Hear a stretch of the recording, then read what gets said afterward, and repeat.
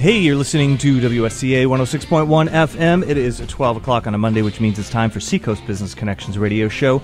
I am your host, Mark Miller, and I'm here with my co-hosts, TJ and Erik. Yeah, we have Nicole Gregg here, who's really the head honcho with the New Hampshire Film Festival. Executive director, technically. Is that the official title? Yeah, I'll take it. And we know Nicole from around town. She's got kids that are in the similar age bracket as my own, so we cross paths a lot. So let's get into this film festival topic.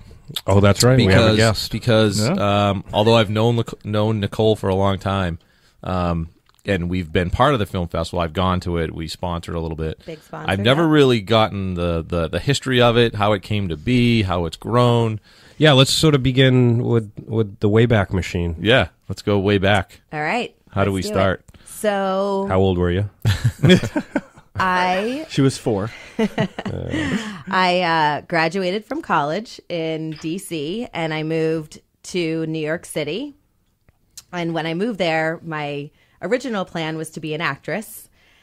And after being a full-time waitress for a long time, I decided... With all the other actresses. I decided I think I have a little bit more interest in learning the actual business of the movie industry rather than being in front of the camera. And it's probably a little bit more, promising of a career. So through some friends of my family, I was able to get an internship at an independent film company called Shooting Gallery, which back in the day, they produced Billy Bob Thornton's Sling Blade. Okay. Awesome. That was their Awesome. big Good movie. fame. Good movie. Yeah. And so I started working for them, and I quickly got hired in the casting department and went on to cast a few other films. You Can Count on Me, which was Mark Ruffalo's breakout film role, which later earned about 3 Academy nominations. Nice. And I just fell in love with the industry. It was really exciting to be in that world and, sitting out, casting these films, getting a chance to, talk to Casey Affleck as he was next in line for this role, and anyway, so I worked for this company for a few years, and that was end of the 90s, early 2000, when the .com boom was also happening. And so this small independent film company started growing significantly. And we went from 30 employees to about 300 employees overnight. Wow. And they ultimately went under. I did have the opportunity before it all went down to cast my own short film that one of the producers worked at Shooting Gallery. And part of my fee was I really wanted to go and travel with this film to the festivals. And so it was a short film. We cast Tom Noonan and Dean Winters, and it was called Bullet in the Brain. And it was a short film from The New Yorker written by Tobias Wolff. And so we took this short film and we traveled around the world, and we premiered it at the Rotterdam Film Festival. And I just absolutely fell in love with film festivals. And I thought, this is where it's at. It's not, there's no pretension of, Hollywood and industry. It is the celebration of film. What year did you come up here and first experience sort of the jewel that is the downtown scene? Well, it was 2001. It was that summer of 2001. Yeah. So I officially made the move here the week of September 11th. So I moved here in 2001, and I think it was that year that I, later on that year, maybe in the spring of that year, I started working for the Portsmouth Chamber as the events manager and really trying to learn and meet everyone I needed to get to know in order to make a film festival possible. Perfect position to be in. You were scheming. It was brilliant. Yeah, I like it. So, I spent the next, few years working at the chamber and building this festival. And so the festival itself had actually started in Derry, New Hampshire in 2001. When I moved here from New York, I had reached out to the original group of guys who started the festival in Derry and said, I'm from New York. I'm from the industry. I'm moving to New Hampshire. I'd love to get together with you. Now, picture mall rats or Clerks. Yeah. Mm-hmm. This was a crew of, comic book store junkies who Ran a film festival. ran a film festival in Derry. Just to satisfy. And here I am. Yeah. Like the dairy jetpack. Walking in like, how can I help you? Or how can I work with funny. you? And they didn't really know what to do with me.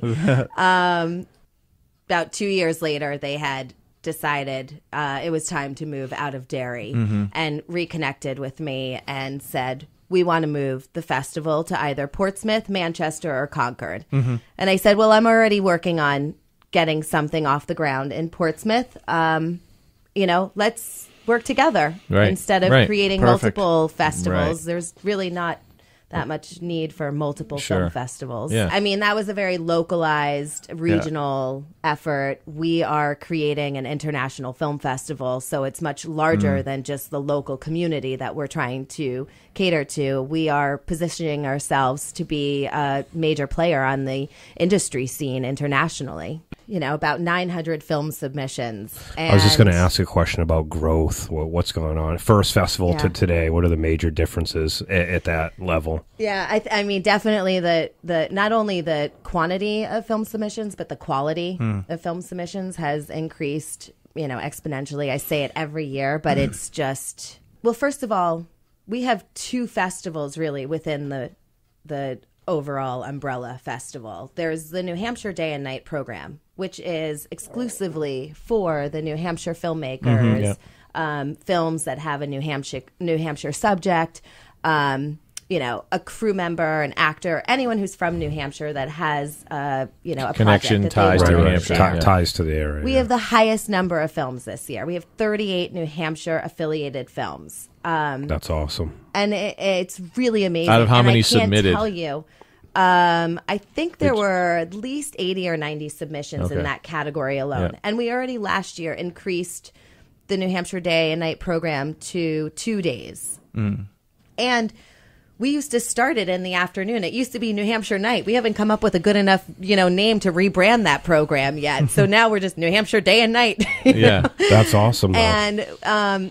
And so now it's one full day from 10 a.m. to 10 p.m. and it's two venues running simultaneously the entire day.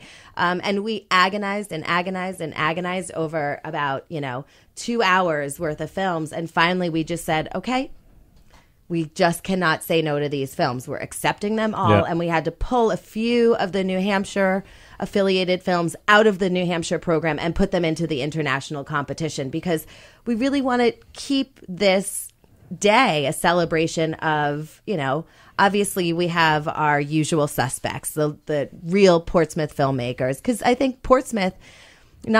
I know there is a the highest concentration of filmmakers, I believe, are in this area alone. Yes, we have the Ernest Thompsons, who's still on some pond. He's still on some lake. I've been to his house, and it's like, Farm. this is where and you then, wrote of course, about. you have Ken Burns, over in Keene. Yeah. But the majority of the actual filmmakers and the New Hampshire film industry, I believe, are really right here in this hub of the Seacoast. Yeah. That's awesome. It's like a well-oiled machine. Yeah. It's not So broke. Don't I'll see fix it everyone right down at now. Martingale. Martingale after party, with the gaslight indoor party. outdoor. That was Let's incredible. pray for similar weather. Yeah, that warm. Last kind year was awesome weather. Yeah. Yeah. So really good. Thanks for coming. Yeah, Thanks, thanks, Nicole. Nicole. Awesome. Congratulations. Yeah, Sue. congrats. Really, really good. Eric, TJ, Thanks, for Mark. a great show. Nicole, thanks for Mark. coming in. New Hampshire Film Festival, starting on October 16th this year. If you've been listening at all, it's the place. Yeah, so place go to be. NHFF.com. NH Film Festival. Yep. NHFilmfestival.com. And we'll try to get that up on the Facebook fan page for you. Yep. So you don't have to write it down. All All right. right. Thanks, everybody. Well, See thank ya. you guys. This has been Seacoast Business Connections radio show. I'm your host, Mark Miller, thanking Eric, TJ, and Nicole for a great show and reminding you guys that we'll be here next week. And until then, do good business.